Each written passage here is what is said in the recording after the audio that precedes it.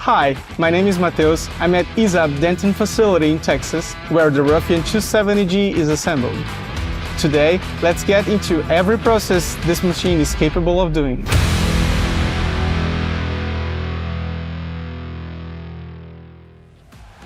To switch between processes, you first need to select the menu button, the process icon, and then the process you want to weld.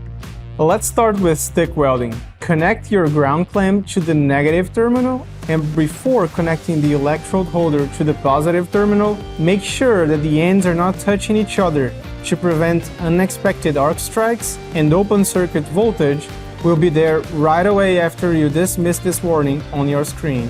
Now you're good to go. Here are a couple of features to enhance your welding performance: arc force and hot start.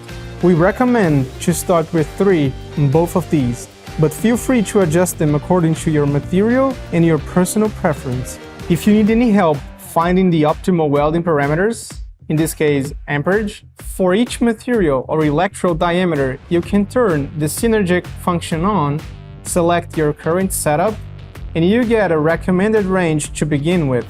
This assisted mode will apply for all processes, not only stick. Feel free to use it whenever necessary. Now let's set the machine for TIG welding. First of all, remember to check the polarity of your cable. The torch must be plugged into the negative and the ground clamp to the positive terminal.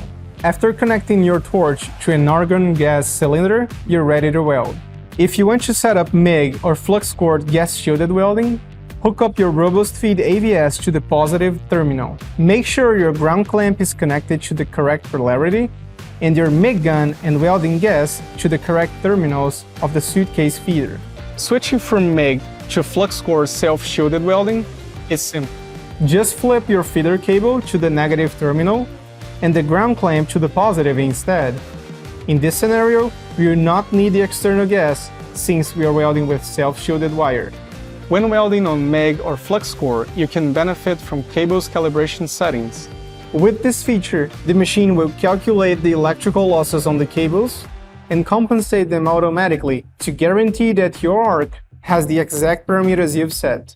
All you need to do is input the total welding cable length and the cable gauge.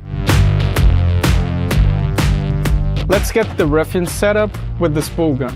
You notice that the spool gun options are grayed out when I scroll through the process menu, which means they're not selectable at first. Once you plug in the spool gun and crank the engine, the software will automatically recognize the spool gun is connected and will then enable the processes. With spool gun processes, make sure you're connecting your cables to the correct terminals. For aluminum, the torches connect to the positive terminal, and for Flux-Core self-shielded wires, you connect the gun to the negative side. Last but not least, we have gouging. Similarly to stick, connect your ground clamp to the negative terminal and the torch to the positive terminal. Additionally, you need compressed air directly connected to the torch, and boom, that's it. Wasn't that easy? Let us know in the comments if you still have any questions. Otherwise, go check our next Ruffian 270 videos. See you in the next one.